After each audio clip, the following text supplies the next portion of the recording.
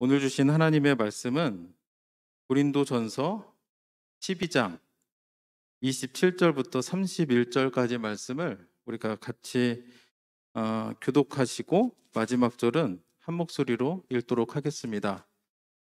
우리가 계속해서 고린도전서의 말씀을 가지고 고린도 교회에 있었던 또 여러 가지 문제들과 또 그것들을 향한 또 사도 바울의 가르침을 통해서 오늘날 또 우리 삶 가운데서 비슷한 문제들이 있을 수 있는데, 그러한 문제들이 있을 때 우리가 또 어떻게 그것을 극복하고 해결해 나가야 되나 라는 귀한 그 가르침을 또 교훈을 우리가 함께 깨닫기를 원합니다. 지난 수요일에 우리가 성령의 은사에 대한 또 사도 바울의 그 권면을 함께 나누었습니다. 성령의 은사는 하나님께서 우리들에게 주신 선물입니다. 다양한 은사들이 있는데 당시에 고린도 교회 성도들은 그 은사를 잘못 이해해서 그걸 가지고 이제 분파를 나누는 겁니다. 첫 번째는 은사를 받은 사람과 은사를 받지 못한 사람으로 나누는 겁니다. 그래서 은사를 받은 사람이 내가 좀 더 낫다, 내가 좀 더 우월하다라고 하면서 은사가 없는 사람들을 이렇게 좀 업신여기거나 무시하는 그런 경향이 있었습니다. 또 그것뿐만이 아니라 은사를 가진 사람들 사이에서도 내가 받은 은사가 더 귀하다라고 하면서 서로 그것을 가지고 경쟁하고 시기하고 질투하고 내가 남보다 더 낫다라고 이렇게 주장하는 그런 여러 가지 문제들이 있다 보니까 이제 그런 문제에 대해서 사도 바울은 성령의 은사에 대해서 이제 가르침을 줍니다.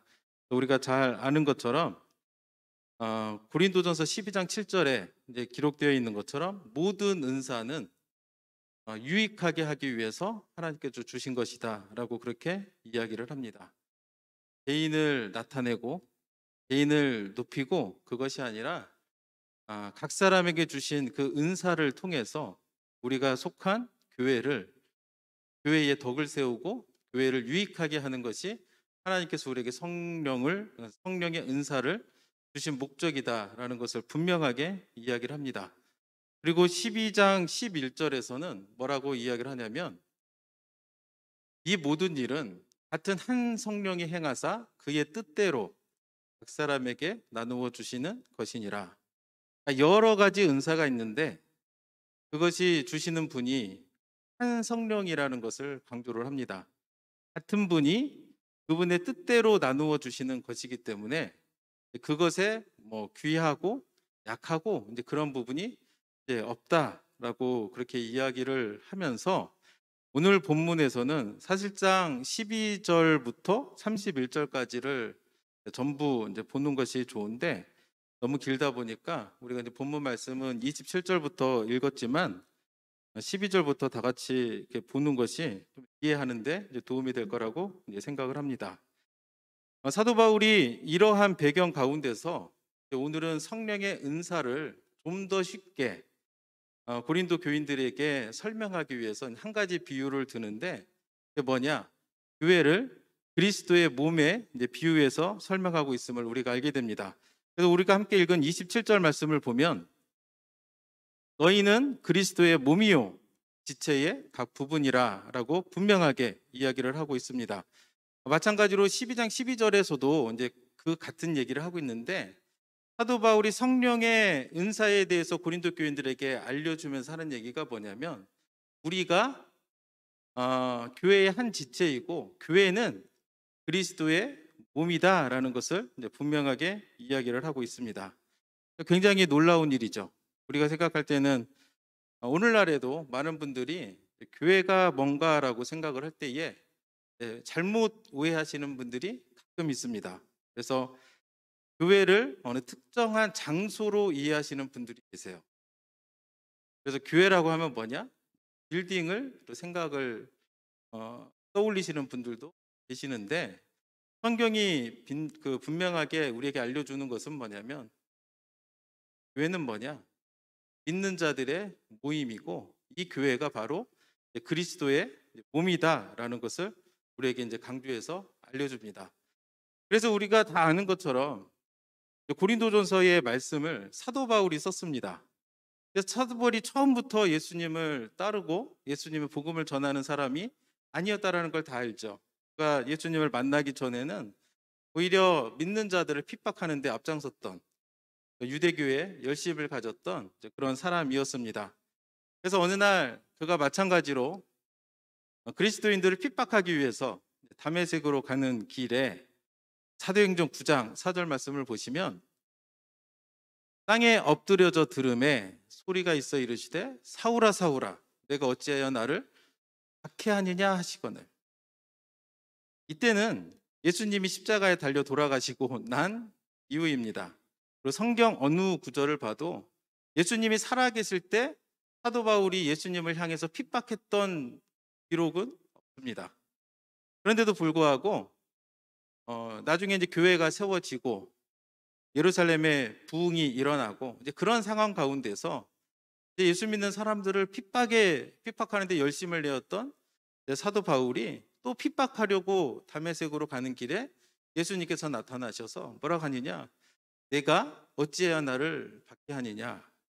이 그 말씀만 보더라도 직접적으로 예수님을 박해한 거 아닌데 예수님을 믿는 그 믿는 자들을 박해하는 것을 예수님은 뭐라고 말씀하시냐면 나를 박해한다. 왜냐하면 우리가 교회를 이루고 있고 교회가 그리스도의 몸이기 때문에 그 교회를 핍박하는 바울을 향해서 나를 핍박한다라고 이렇게 분명하게 이야기하는 것을 볼 수가 있습니다.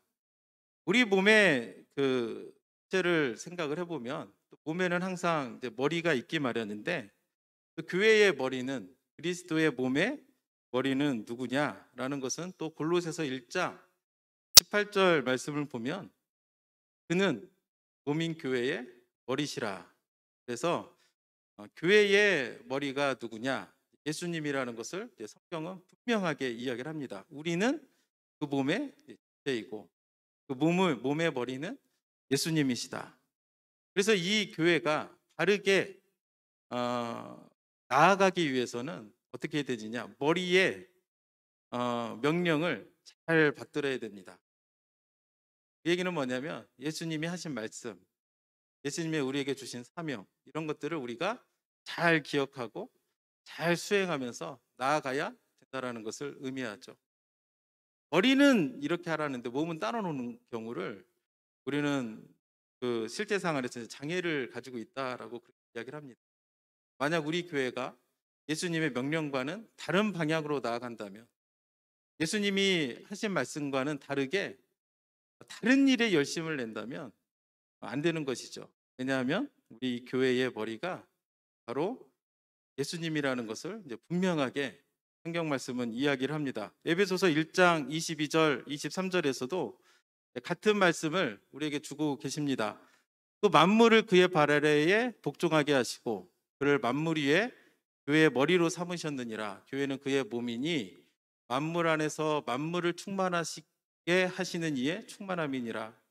에베소서 1장 20절 22절 23절에서도 교회의 머리가 예수님이시고 하나님께서 그 모든 만물을 다스리시는 권세를 예수님에게 주셨다라고 분명하게 이야기를 하고 있습니다. 그러면 그리스도의 몸인 교회는 그리고 예수 그리스도를 머리로 모시고 있는 이 교회는 성령의 은사를 가지고 어떻게 써야 되는가라고 우리는 질문을 해야 됩니다.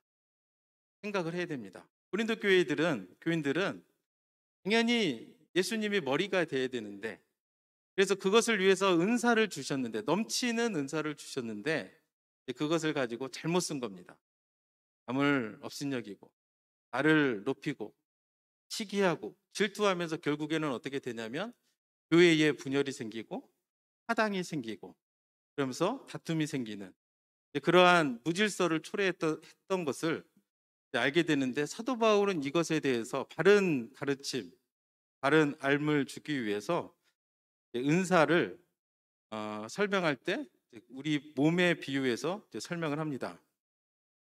28절 말씀을 보시면 하나님이 교회 중에 몇을 세우셨으니 첫째는 사도요, 둘째는 선지자요, 셋째는 교사요, 그 다음은 능력을 행하는 자요, 그 다음은 병 고치는 은사와 서로 돕는 것과 다스리는 것과 각종 방언을 말하는 것이라. 이 은사에 대해서 설명을 하는데, 이제 특이한 것은 28절 말씀을 보면 하나님이 주신 직분과 우리가 받은 성령의 은사를 서로 연결시켜 놓았다는 것을 우리가 보게 됩니다.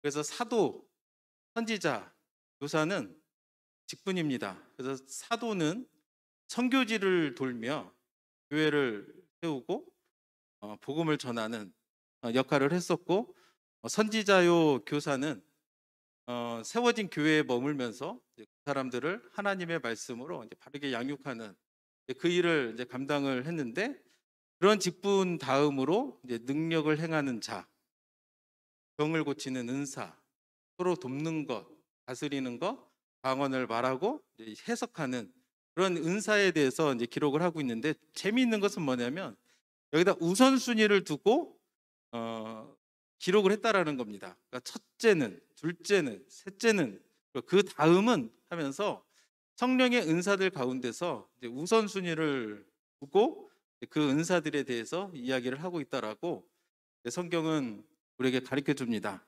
근데 특이한 것을 보면은 각종 방언을 말하는 것이 가장 뒤에 있다는 것을 우리가 봐야 됩니다. 고린도전서 12장부터 14장까지가 성령의 은사에 대해서 기록한 책입니다. 근데 이것을 볼 때에 당시 고린도 교인들이 가장 중요하다라고 자기들끼리 가장 어떤 것이 높은 서열을 가지고 있는가 우열을 막 논쟁하고 있었는데, 가장 높은 그 우열을 매기는 은사가 아마 방언이 아니었을까, 근데 우리가 그렇게 이제 추측을 하게 됩니다. 왜냐하면 14장에서는 또 거기에 대해서 집중적으로 사도 바울이 이야기하는 것을 우리가 보게 되는데, 당시 고린도인들은 방언이 가장 큰 은사다라고 생각을 했었는데, 사도 바울은 여기에 대해서 이제 그들의 통념과는 전혀 다르게 그것을 맨 마지막에 기록하고 있는 것을 보게 됩니다. 그러면서 이 은사를 주신 목적이 뭐냐?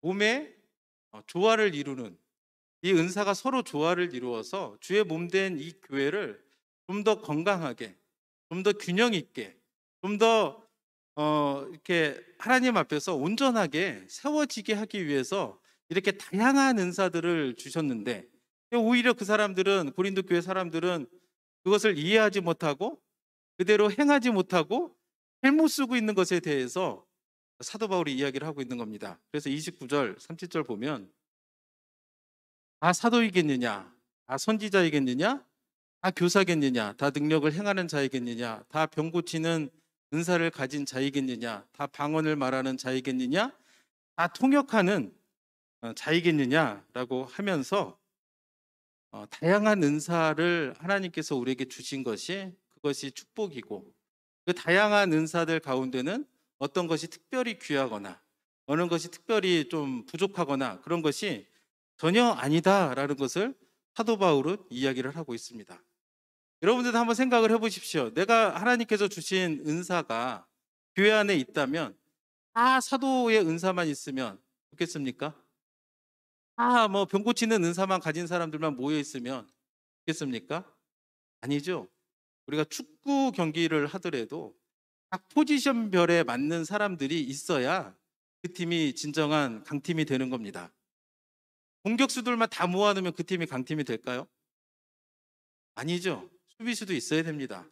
미드필더도 있어야 됩니다. 그래서 전체적으로 그 팀의 균형이 맞고 그 팀이 조화가 이루어질 때 강팀으로 거듭나는 것처럼 다 한 사람 한 가지 특색만을 가진, 한 은사를 가진 사람들만 모아져 있다라면 그것은 온전한 그런 모습이 이제 아니다라는 것을 우리에게 알려줍니다. 그래서 사도 바울은 이 은사를 그 몸의 지체에 비유하면서 12장 18절에 다음과 같이 이야기합니다.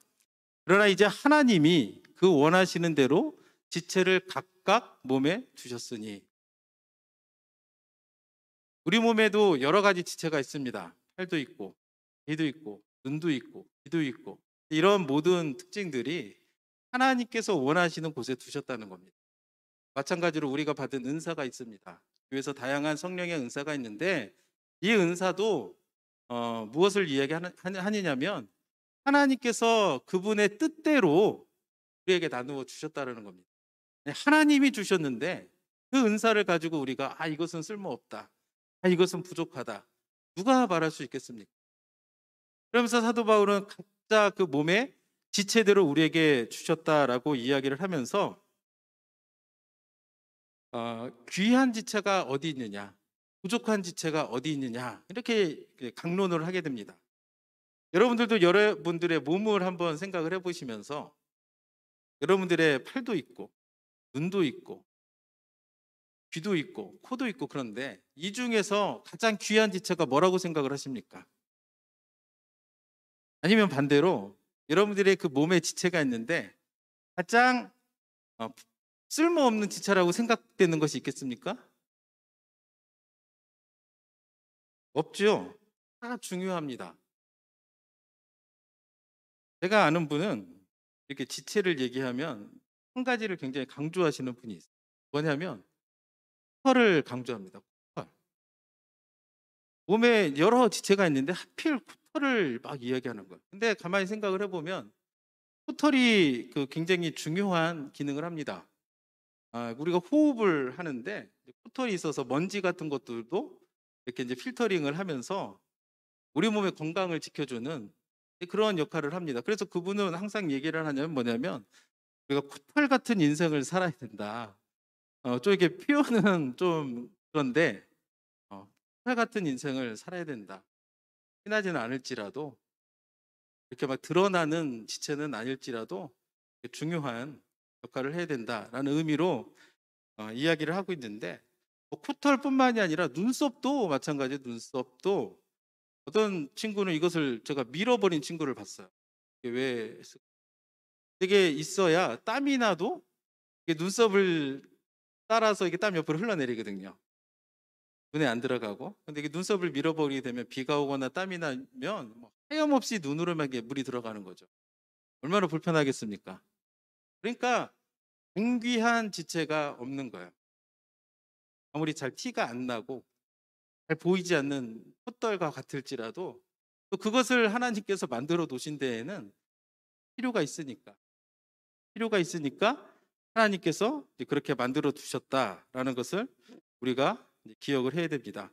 그래서 22절, 23절에 보니까 그뿐 아니라 더 약하게 보이는 몸의 지체가 도리어 요긴하고 우리가 몸에 덜 귀히 여기는 그것들을 더욱 귀한 것들을 입혀주며 우리의 아름답지 못한 지체는 더욱 아름다운 것을 얻느니라 라고 성경은 기록하고 있습니다. 여러분들 다 기억하실 겁니다. 내 몸 중에 안 중요한 곳이 어디 있습니까? 손톱 하나만 없어도 불편한 게 많거든요. 제가 군대에 있을 때 손톱이 한번 빠졌던 그 사고를 제가 당했습니다. 그때는 제가 이제 계급이 낮을 때라서 한 25년 전 일인데, 계급이 낮을 때라서 그때는 이제 이등병이니까 뭐만 꼬투리만 잡히면 고참들한테 굉장히 괴롭힘을 당하는 거예요. 오늘날 요즘 TV를 보니까 운동선수들 중에 학교 다닐 때 이렇게 이제 폭행을 일삼아가지고 요즘에 이제 그런 것들이 사회 문제로 이렇게 대두되는 것을 보게 되는데, 그때 군대는 더 심했거든요. 한국 군대는 굉장히 심했습니다. 그러니까 이제 손톱이 없으니까 옷을 입어도 제일 먼저 입어야 되고, 어딜 나가도 제일 먼저 나가야 되고, 세면을 해도 제일 먼저 이렇게 해야 되고, 그런 상황인데 손톱이 빠지니까 이게 단추를 채우기가 힘든 거예요. 그러니까 옷을 입으려면 어떻게 되느냐, 남들보다 먼저 준비하고 먼저 일어나야 되고, 이제 그렇게 온몸이 고생을 하는 거예요. 보잘것 없는 것 같은데 한 지체만 없어도 그렇게 몸이 고생을 하고 이제 불편하다. 그래서 24절, 25절 말씀을 보면 우리의 아름다운 지체는 그럴 필요가 없느니라. 오직 하나님의 몸을 고르게 하여 부족한 지체에게 귀중함을 더하사 몸 가운데서 분쟁이 없고 오직 여러 지체가 서로 같이 돌보게 하셨느니라. 여러분들 한번 상상을 해보십시오. 어떤 사람이 자기 팔하고 다리하고 막 싸워요. 얼마나 우스꽝스럽겠습니까? 얼마나 말도 안 되는 행동을 하는 것이겠습니까? 하나님께서 각 몸의 지체를 그렇게 서로 분쟁이 없이 조화를 이루며 각 그 필요에 맞게 하나님께서 두셨다라는 것을 강조하는 겁니다.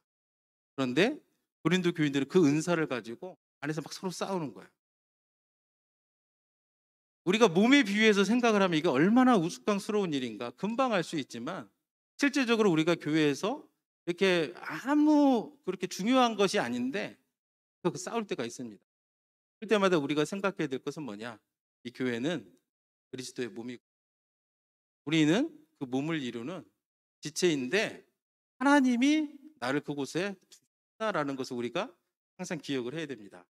그래서 26절 말씀을 보면, 만일 한 지체가 고통을 받으면 모든 지체가 함께 고통을 받고 한 지체가 영광을 얻으며 모든 지체가 함께 즐거워하느니라. 제가 방금 말씀드렸잖아요. 손톱 하나 없으니까 온몸이 고생을 하는 거예요. 여러분들도 어떤 한 부위를 다쳐 보신 경험이 있을 겁니다. 다리 하나가 부상을 입었다. 그럼 다리만 불편한가요? 온몸이 불편한 거예요. 내가 팔을 다쳤다. 그럼 팔만 불편 아니냐? 아닙니다. 온몸이 불편합니다. 그러니까 우리가 이런 지체 의식을 우리가 생각을 해야 된다라는 거예요. 교회 안에서 있을 때. 그래서 우리가 주변의 형제의 아픔을 보고 외면해서는 안 됩니다. 형제의 어떤 부족한 부분이 있을 때 그것을 그냥 지나쳐 버리고 외면하고 오히려 도리어 막 손가락질하고 그렇게 해서는 안 된다라는 거예요. 왜냐하면 한 지체의 고통이 모든 지체를 같이 힘들게 하는. 그래서 우리는 같이 울어줘야 됩니다. 누가 좋은 일이 생기면 같이 즐거워해주고 기뻐하고, 안 좋은 일이 있으면 같이 울어주고 함께 기도해주는, 그것이 바로 한 몸을 이루는 지체다라는 것을 우리가 기억을 해야 될 줄로. 또 우리가 믿음 생활을 해나갈 때 항상 기억해야 될 것은 뭐냐면 지체다. 하나님께서 주신 지체라는 것을 항상 기억을 해야 됩니다. 오늘 이 말씀을 처음 들어보신 분은 없을 겁니다. 아마 다들 한 번씩은 들어봤을 이야기인데, 제가 이렇게 당부드리는 것은 뭐냐면 우리가 의도적으로 이것을 생각을 해야 돼요. 아무리 내가 아는 얘기를 할지라도, 아무리 내가 예전에 들어봤다는 얘기라 할지라도 내가 매일의 삶 가운데서 이것을 생각하지 않으면 잊어버리는 거예요. 이것을 내가 매일의 삶 가운데서 생각하지 않으면 다른 지체가 고통당할 때 외면할 수가 있는 겁니다.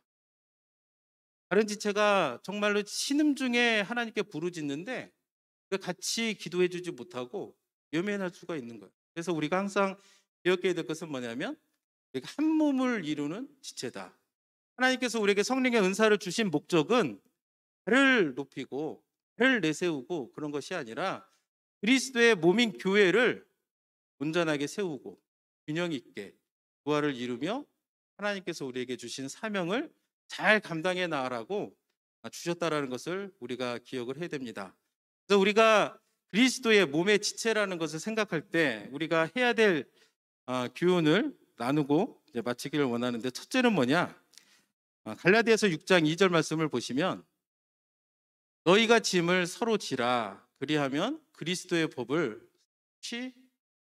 그리스도의 법을 성취하라라고 성경 우리에게 가르쳐 주고 있습니다. 뭐를 해야 되냐? 짐을 서로 져줘야 합니다.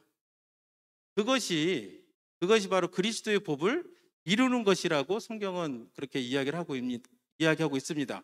아무리 내가 기도를 열심히 하고 아무리 내가 다른 것을 잘 할지라도 내 형제의 그 무거운 짐을 내가 같이 지어주지 못하면 온전하게 그리스도의 법을 성취할 수 없다라는 것을 우리가 알아야 되는 거예요. 내가 그리스도의 한 몸의 지체임을 내가 생각을 한다면 땅이 내 형제의 어떤 어려움이 있으면 같이 그 어려움을 이겨내고, 어떤 내 형제가 울고 있으면 같이 가서 울어주면서 눈물을 닦아주면서 그 짐을 서로 나누어지는 것을 하나님께서 기뻐하신다는 겁니다. 근데 여러분들이 보셔야 돼요. 내 주변에 무거운 짐을 지고 가고 있는 사람이 누군가 찾아봐야 됩니다. 그냥 보이지는 않아요. 여러분들 아시죠? 임산부 눈에 누가 보인다고요? 임산부가 많이 보인다. 어떤 분은 그런 얘기를 하더라고요. 이렇게 그런 사람들이 많은 줄 몰랐다. 이전에는. 내가 그 일을 당해보기 전까지는 그런 사람들 그렇게 많은 일이 사람들이 있는지 몰랐다라고 이렇게 말하는 사람들이 있는데, 그렇기 때문에 우리가 그거를 보고 내가 그 짐을 져줄 사람이 누군가, 내가 나누어서 짐을 지어야 될 것이 무엇인가, 우리가 의도적으로 그렇게 찾아야 됩니다. 계속적으로 사도 바울이 강조하는 것이 뭡니까? 교회의 하나됨을 위해서 강조하고, 계속적으로 이렇게 강조했던 것이 뭐냐면, 강한 자가 약한 자의 어려움을 돌봐줘라라고 합니다. 자신의 유익을 구하지 말고 남의 유익을 구하라라고 지속적으로 얘기합니다. 왜냐하면 그렇게 해야 그리스도의 몸인 교회가 건강하게, 온전하게 성장해 나아갈 수 있기 때문입니다. 그래서 우리가 해야 될 첫 번째는 우리 형제들의 짐을 서로 나누어 지어야 됩니다. 두 번째는 로마서 12장 3절 말씀을 보시면, 내게 주신 은혜로 말미암아 너희 각 사람에게 말하노니 마땅히 생각할 그 이상의 생각을 품지 말고 오직 하나님께서 각 사람에게 나누어 주신 믿음의 분량대로 지혜롭게 생각하라라고 성경은 이야기를 합니다. 이것은 뭐냐면 그리스도 안에서 자족할 줄 아는 사람이 되라는 겁니다. 높은 데를 보지 말라는 거예요. 마땅히 생각할 그 이상의 생각을 품지 말라. 고린도 교회 성도들은 은사를 가지고 자꾸 비교를 합니다. 내가 더 낫다. 이미 하나님께 주신 귀한 은사가 있는데 누가 나보다 더 좋은 은사를 가지고 있는 것 같으면 시기하고 질투하고 그럴 필요가 없다라는 거예요. 하나님이 주신 은혜대로 살면 된다라는 겁니다. 우리가 침례요한이라는 사람을 생각을 해보길 원하는데, 침례요한에 대한 예수님의 평가는 여자가 낳은 자 중에 이보다 나은 자가 없다라는 겁니다. 무슨 말이냐면 사람 중에 여자가 안 낳은 사람이 없으니까 가장 훌륭한 사람이다 라고 우리가 평가할 수 있는데, 침례요한이 홍해를 갈랐습니까? 골리앗과 싸워서 이겼습니까? 아니면 엘리야처럼 하늘에서 불이 내려와가지고 뭐가 있었습니까? 없었잖아요. 그냥 하나님께서 부르신 그 소명에, 그 사명에 100% 헌신을 하니까 하나님이 가장 높은 자를 이렇게 높여주시죠. 마찬가지로 우리도 하나님이 우리에게 주신 은사가 있습니다. 하나님께서 우리에게 주신 소명이 있는 거예요. 근데 그것을 부족하다 생각하고 그건 안 하고 자꾸 남이 가진 은사, 남이 가진 사명만을 막 그게 좋다 생각하고 그렇게 다투고 막 그런 것을 하나님이 기뻐하시겠는가? 아니라는 거예요. 하나님이 주신 대로, 하나님이 나를 놓아주신 그 자리에 우리가 있어야 된다. 하나님이 내게 주신 그 형편 가운데 우리가 자족할 줄 아는 그런 삶을 살아야 된다라고 성경은 우리에게 알려주고 있습니다. 그래서 로마서 12장 16절에서도 서로 마음을 같이하며 높은 데 마음을 두지 말고 도리어 낮은 데 처하며 스스로 지혜 있는 채 하지 말라라고 성경은 우리에게 가르쳐주고 있습니다. 이 말씀이 오늘날을 살아가는 우리 성도들이 마음속에 품어야 되는 말씀이라고 생각을 합니다. 하나님께서 놓아주신 그곳이 가장 귀한 자리인 겁니다. 하나님께서 세워주신 그 자리에서 열심히 내가 그 사명을 잘 감당하면 하나님 충분히 기뻐하시는 거예요. 내가 다른 자리에 가 있지 않을지라도. 그렇기 때문에 우리가 그리스도의 몸의 지체라는 것을 생각할 때 기억해야 되는 것은 뭐냐면 자족할 줄 아는 그런 삶을 살아야 된다. 그리고 마지막으로 세 번째는 우리가 그리스도의 몸인 지체를 생각할 때 해야 되는 세 번째는 뭐냐면 고린도전서 12장 31절 말씀을 보시면, 너희는 더욱 큰 은사를 사모하라. 내가 또한 가장 좋은 길을 너희에게 보이리라 라고 그렇게 이야기를 합니다. 당시에 고린도 교회 사람들은 가장 큰 은사를 뭐로 생각을 했냐면 방언이라고 생각을 했습니다. 왜냐하면 가장 티가 잘 나잖아요. 가장 보여주기가 쉽잖아요. 그런데 그게 아니라는 거예요. 오히려 그런 것들 때문에 분쟁이 생기고 오히려 그런 것들 때문에 교회가 어려움을 겪었다라는 것을 우리는 알고 있습니다. 그래서 사도 바울이 이야기하는 가장 더욱 큰 은사가 뭐냐? 그것은 바로 사랑입니다. 그래서 고린도 전서 12장부터 14장을 은사에 대해서 이야기하고 있는데 고린도 전서 가운데 뚝 13장을 우리가 뭐라고 부르죠? 사랑장이라고 부르는 거예요. 그러면 그 은사의 가운데다가 사랑을 갖다 붙여놓은 이유는 뭐냐면 은사를 우리가 행하고 이해하는 데 있어서는 사랑이 필수적이기 때문에 그런 거예요. 필수적이기 때문에.